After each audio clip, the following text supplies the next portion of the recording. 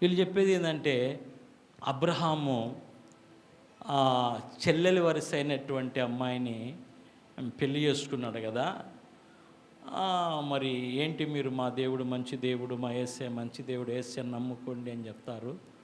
మరి అబ్రహాము వివాహం చేసుకున్న షారాయి మరి బంధువురాలు కదా, ఓ వరుసకు చెల్లెలు అవుతుంది కదా అనే వాళ్ళ ప్రశ్నల్లో ఒక ప్రశ్న ఒకటి నేను మీకు బాగా చెప్పేది మీరు వినండి, రాసుకోండి, లేకపోతే ఇది యూట్యూబ్లో ఉంటుంది, మళ్ళీ మళ్ళీ మీరు వినండి.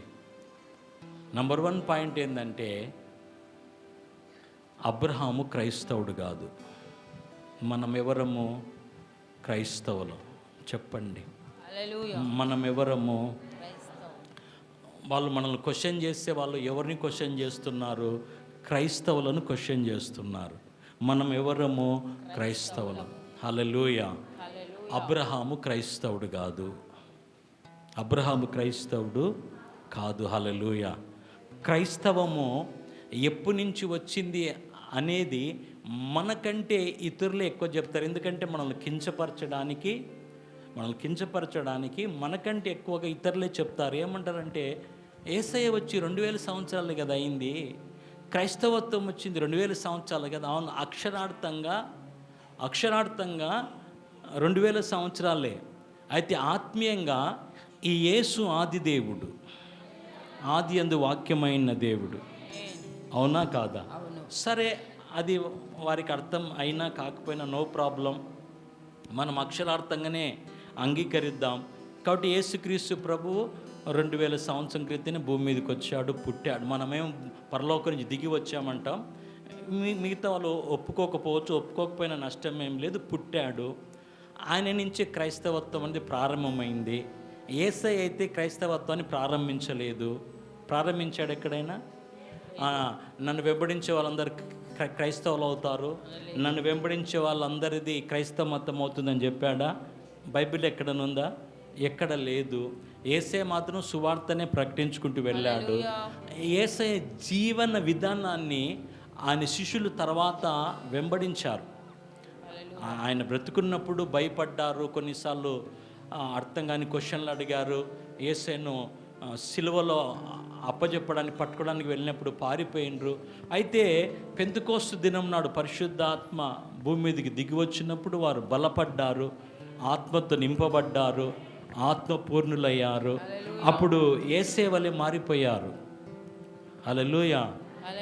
వారు యేసయ్య గుణాలు కలిగి ఉన్నారు. యేసయ్య వలె ప్రేమ, కరుణ, జాలి, యేసయ్య చేసినట్టుగా అద్భుతాలు, యేసయ్య చేసినట్టుగా స్వస్థతలు, యేసయ్యను ఆత్మీయంగా వెంబడిస్తున్నప్పుడు ఫిజికల్గా యేసయ్య లేడు, ఆర్లేడి చనిపోయి తిరిగి లేచి పరలోకానికి వెళ్ళిపోయాడు. కాబట్టి వీళ్ళందరూ కూడా, శిష్యులందరూ కూడా అక్కడక్కడ గ్రామాలలో తిరుగుతూ ఉంటే కొంతమంది అనుకుందాం, అంటే మనం ఊహించుకొని కొంచెం మాట్లాడదాం. అక్కడ ఎవరో కూర్చొని ఉన్నారు, ఇంకొకరు ఎవరో కూర్చొని, వీళ్ళేమో యేసయ్య శిష్యులు వెళ్తూ ఉన్నారు. తెల్లని ఒక ఆయన అడిగాడు, వీళ్ళు ఎవరయ్యా అన్నాడు. వీళ్ళు ఎవరు అన్నాడు. అంటే ఏమన్నారు? వీరు క్రైస్తవులు అన్నారు. వాళ్ళు చెప్పుకోవాలి మేము క్రైస్తవులమని శిష్యులు. వీళ్ళే మొట్టమొదటిగా అంతియోకయలో శిష్యులు క్రైస్తవులని పిలవబడ్డారు. వీళ్ళు ప్రకటించుకోలే, శిష్యులు ప్రకటించుకున్నారా? మేము క్రైస్తవులము, అది క్రైస్తవ మతం అని. యేసే ప్రకటించాడా? వీళ్ళందరూ శిష్యులు క్రైస్తవులను ప్రకటించాలా? వారు యేసేను పోలి నడుస్తూ ఉంటే వీరు క్రైస్తవులు అన్నారు. క్రైస్తవులు అంటే అర్థం ఏంటంటే క్రీస్తును వెంబడించేవారు. అంటే ఒరిజినల్గా అక్కడ వాళ్ళు ఏం మాట్లాడారంటే వీళ్ళు ఎవరు అన్నారు. అంటే అన్నారు వీళ్ళు క్రీస్తును వెంబడించేవారు అన్నారు. క్రీస్తును వెంబడించే వారినే క్రైస్తవులు అన్నారు. క్రైస్ట్ ఫాలోవర్స్నే క్రిస్టియన్ అన్నారు. హల్లెలూయా. కాబట్టి అది మతం కాదు, అది మార్గం. అది దేవునికి స్తోత్రం. అయితే మరి గవర్నమెంట్కు జనాభా లెక్కలు కావాలి, రాజులకు జనాభా లెక్కలు కావాలి. మరి రాజులు పరిపాలన చేసేటప్పుడైనా మరి ప్రజాస్వామ్య పరిపాలన చేసేటప్పుడైనా నా దేశంలో ఎంతమంది ఉన్నారు, ఎవరున్నారు, ఏ మతాలు ఉన్నాయి, ఏ దేవుని అనుసరించే వాళ్ళు ఉన్నారు, ఎలాంటి మరి విశ్వాసంలో ఉన్నవారు ఉన్నారు, మరి కావాలి కదా. ఎందుకంటే వారికి తగినట్టుగా వారికి మంచి చేయాలి కదా. కాబట్టి జనాభా లెక్కలు ఇవన్నీ వచ్చినప్పుడు మరి ఇది మతం, ఇది మతం, ఇది మతం అని వారి యొక్క పరిపాలన సౌలభ్యం కొరకు అది ఏమైపోయింది, అది ఒక రిలీజియన్ అయిపోయింది, క్రైస్తవ మతముగా మార్చబడింది. దేవునికి స్తోత్రం. కాబట్టి ఇప్పుడు మనకంటే ఎక్కువగా వాళ్ళే చెప్తారు, 2000 సంవత్సరాలకే కదా మీది, ఓకే మేము ఇప్పుడు దాన్ని ఒప్పుకుంటున్నాం. కాబట్టి మీరే చెప్తున్నారు కదా మేము 2000 సంవత్సరాల నుంచి క్రైస్తవ విశ్వాసం వచ్చిందని మీరే చెప్తున్నారు. మరి అబ్రహాంతో మాకేంటి సంబంధం? అబ్రహాంతో మాకేంటి సంబంధం అంటే మీరు అంటారు కదా అబ్రహాము విశ్వాసులకు తండ్రి అని. ఎప్పటి నుంచి? మా యేసయ్య ఆయన సిలువలో వేలాడబడ్డాడు, అప్పుడు ఆయన గురించి ఏమని రాయబడిందంటే, అబ్రహాం ఆశీర్వాద వచనాలు అన్యజనులకు అందరికీ కలుగున్నట్లు క్రీస్తు యేసు ప్రభు ఆయన ఏమయ్యాడు, ఆయన శాపమయ్యాడు. అది గలితీలలో రాయబడింది, గలితీ 3:13-14 రాయబడింది. హల్లెలూయా.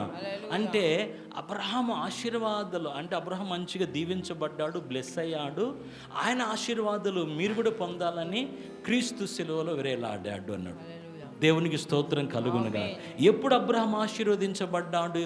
ఎప్పటి నుంచి అబ్రహాముకి దేవునికి సంబంధం అంటే మీరు ఆది కాండంలోకి రావాలి. మీరు ఆది కాండంలోకి వస్తే ఆది కాండం 12వ అధ్యాయం మీరు పేజీ నెంబర్ 8 తీసుకుంటే, ఆది కాండంలో 12వ అధ్యాయంలో మొదటి వచనంలో అక్కడ ఏం జరిగిందంటే, యెహోవా అంటా ఉన్నాడు, ఏమంటున్నాడు, నీవు లేచి నీ దేశం నుండి, నీ బంధువుల యొద్ద నుండి, నీ తండ్రి ఇంట నుండి బయలుదేరి నేను నీకు చూపించు దేశమునకు వెళ్ళుము, నిన్ను గొప్ప జనముగా చేస్తా అంటా ఉన్నాడు. అంటే ఎప్పుడు పిలిచినాడు దేవుడు? 12వ అధ్యాయంలో పిలిచాడు. అంటే అక్కడి నుంచి దేవునికి సంబంధం. ఇప్పుడు 2000 సంవత్సరాల తర్వాత 2000 సంవత్సరాల క్రితం క్రీస్తును బట్టి ఈ అబ్రహాముకు సంబంధము. మరి దేవునికి అబ్రహాముకు ఎప్పటి నుంచి సంబంధము చెప్పండి?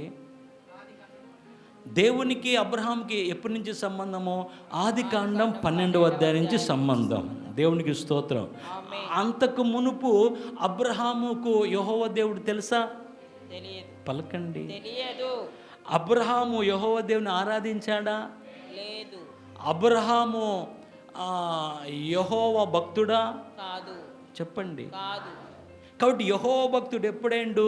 12వ అధ్యాయము నుంచి అయ్యాడు. పెళ్ళెప్పుడైంది? వివాహం ఎప్పుడైంది అబ్రహాముకు? 11వ అధ్యాయం ముందులో అయింది. అంటే 12 కంటే ముందే అయింది. చెప్పండి, అవునా కాదా? దేవునికి స్తోత్రం. 12వ అధ్యాయం నుంచి యెహోవా భక్తుడైండు అబ్రహాం గారు. వివాహం ఎప్పుడు చేసుకున్నాడు? యెహోవా దేవుడు పిలవక మునిపే 11వ అధ్యాయము ఆ ముందుగానే వివాహం జరిగింది. చెప్పండి, అవునా కాదా? కాబట్టి ఆయన వివాహము చేసుకున్నది క్రైస్తవానికి సంబంధం లేదు. దేవునికి స్తోత్రం. ఏ క్రైస్తవులైతే యేసే నామంలో తండ్రి అని పిలుస్తారో ఆ తండ్రి అయిన యెహోవాకు కూడా సంబంధం లేదు.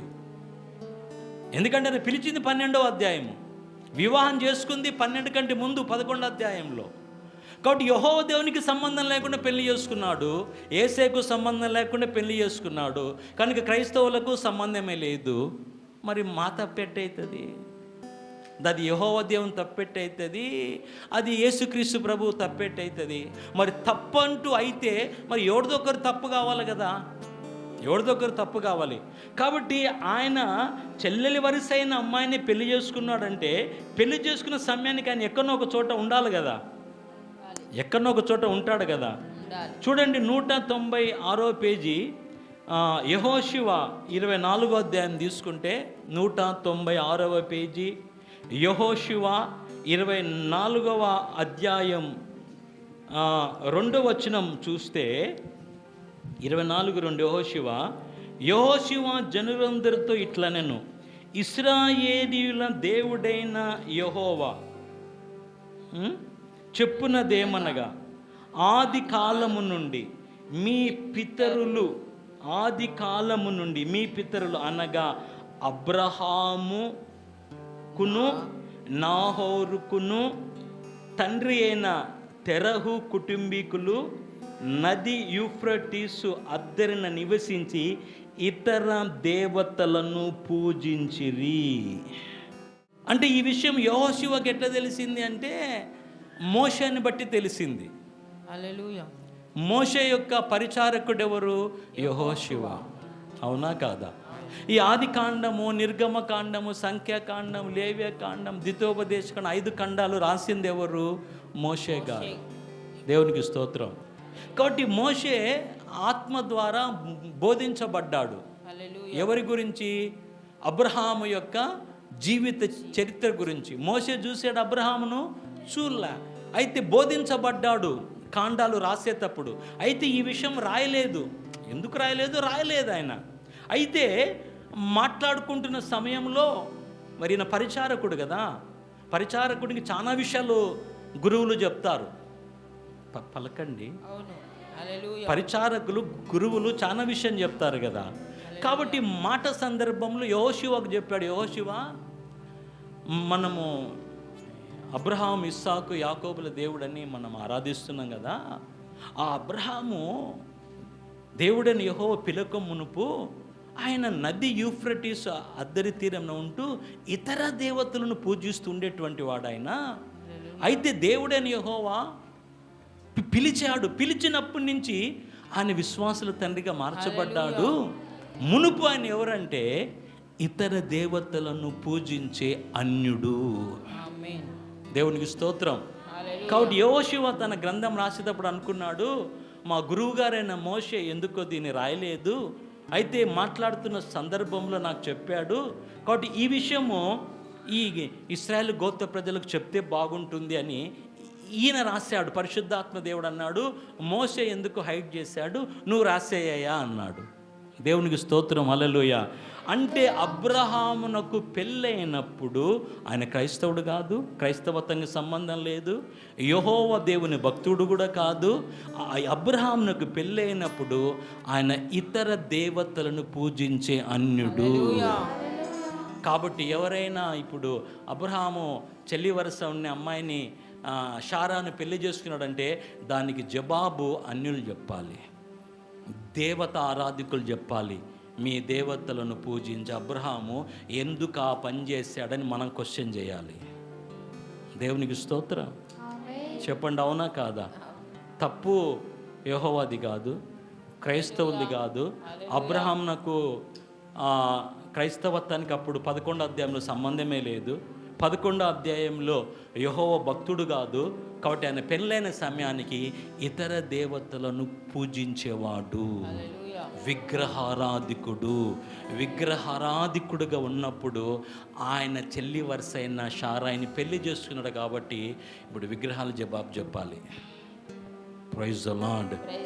అంటే మీరు అనొచ్చు, మరి ఇక్కడ ఇతర దేవతలను పూజించాడని బైబిల్లో రాయబడింది, మరి ఇతర దేవతల గురించి బైబిల్ ఏం చెప్తుంది అని మీరు అడిగితే దానికి కూడా జవాబు చెప్పేసుకొని ఈ ప్రశ్నకు జవాబు ఈ వారంతో ముగిచ్చేసుకొని అప్పుడప్పుడు ఇలాంటి ప్రశ్న జవాబులు నేను మీకు చెప్తా ఉంటాను, మీరు నేర్చుకుంటా ఉండండి. దేవునికి స్తోత్రం కలుగునుగాక. కొరింథీయులకు రాసినటువంటి మొదటి పత్రిక పేజీ నంబరు ఇక్కడ లాస్ట్కు కొత్త నిబంధనలో పేజీ నంబర్ 151, పేజీ నంబర్ 151, మొదటి కొరింథీ 8వ అధ్యాయము 6వ వచనం. 6 ఆకాశమందైనను భూమి మీదనైనను దేవతలు అనబడినవి ఉన్నాయి. మనకు ఒక్కడే దేవుడు, మనకైతే ఒక్కడే దేవుడు. హల్లెలూయా. ఆయన తండ్రి. ఆయన నుండి సమస్తము కలిగెను, ఆయన నిమిత్తము మనమున్నాము. మరియు మనకు ప్రభువు ఒక్కడే, ఆయన యేసుక్రీస్తు. ఆయన ద్వారా సమస్తము కలిగెను. మనము ఆయన ద్వారా కలిగిన వారము. దేవునికి స్తోత్రం కలుగునుగాక. హల్లెలూయా. కాబట్టి దేవుడున్నాడు, ఆయన ద్వారా సమస్తం కలిగింది. ప్రభువు ఉన్నాడు, ఆయన ద్వారా సమస్తం కలిగింది. అంటే సమస్తం వీరిద్దరి ద్వారానే కలిగింది. వారిద్దరు ఒకరి ఒకరు ఉన్నారు.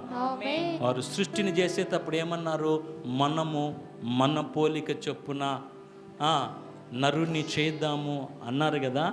అంటే ఇద్దరు ఏకమై ఉన్నారు.